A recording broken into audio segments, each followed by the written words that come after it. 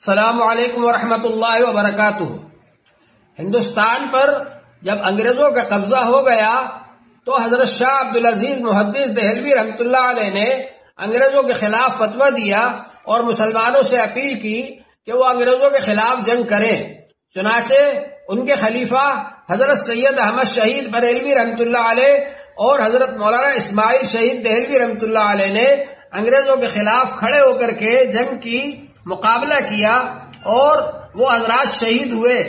ان کے بعد حاجی امداد اللہ مہاجر مکی رحمۃ اللہ علیہ کو امیر بنا کر حضرت مولانا قاسم نانوتوی رحمۃ اللہ علیہ اور حضرت مولانا رشید احمد گنگوہی رحمۃ اللہ علیہ نے شاملی کے میدان میں انگریزوں سے جنگ کی اور اس میں بہت سے علماء کرام اور مسلمان شہید ہوئے، حتیٰ کہ حافظ ضامن شہید صاحب رحمۃ اللہ علیہ بھی شہید ہوئے۔ ان کے بعد میں یہ سلسلہ چلتا رہا۔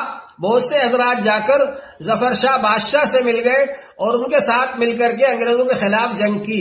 سیور میں بھی اور دوسری جگہوں پر بھی، میرٹھ وغیرہ میں بھی یہ جنگیں ہوئی۔